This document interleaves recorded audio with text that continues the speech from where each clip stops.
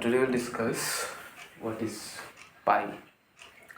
Everybody know pi is a constant that is helpful for us while finding the area and circumference of a circle. Now we know that pi equals to 3.14, or we call it, we write it as 22/7. Now what's the meaning of that? We need to understand that. We don't want to just take a value and take a constant and just think that it's that value, but we need to understand what is that. Okay. Now, how to understand? We know that circumference of a circle, when we talk about pi, we talk about circular shapes. So circumference of a circle is pi times diameter, isn't it?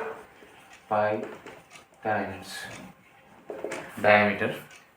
So that means, now if I make pi the subject, then what should I do? I should divide diameter on both the sides.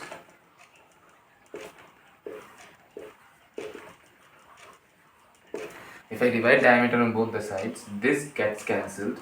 So we are left with pi equals to circumference over diameter. So we can say pi equals to circumference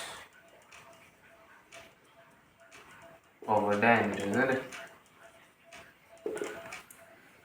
Circumference over diameter. Now, let us suppose that we have a circle, because always when we're talking about pi, we talk about circular shapes. So let us take a circle.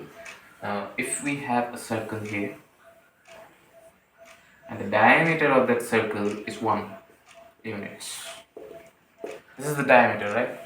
The line touching one end of a circle to opposite ends of a circle passing through the center is known as diameter. So this is the diameter. The diameter is 1 unit.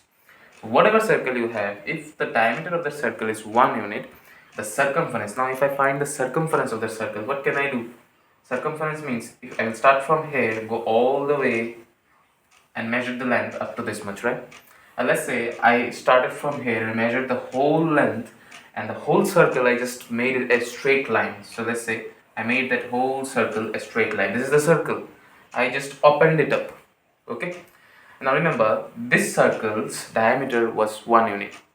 Now if I open that up, I'll find that if I measure this line, I'll find that it will be close to 3.14 units.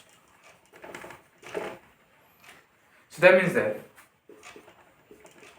when my diameter is 1, the circumference when stretched in a line will be 3.14, and this is always true for any circle whose diameter is 1 unit. So that's pi. That's the ratio of circumference and diameter. This is true for all the circles. Okay. Now let's say the diameter of this circle was not 1 unit, rather it was 2 units.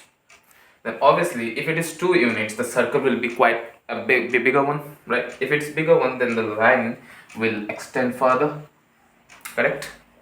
Line will extend further. Then since it is 2 units, this won't be 3.14 anymore.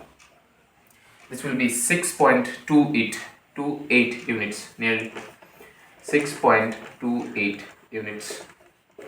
So if this line is stretched and the diameter of that circle which was stretched here is 2 units, then the stretched line and the circumference of the circle will be 6.28 units. So that means I can write that as 6.28, because the circumference will be 6.28 and the diameter is now 2 units, so I'll write 2 here. If I cancel that, I still get 3.14. Remember, these are approximate values because pi is an irrational number and never stops, it goes on. Thank you.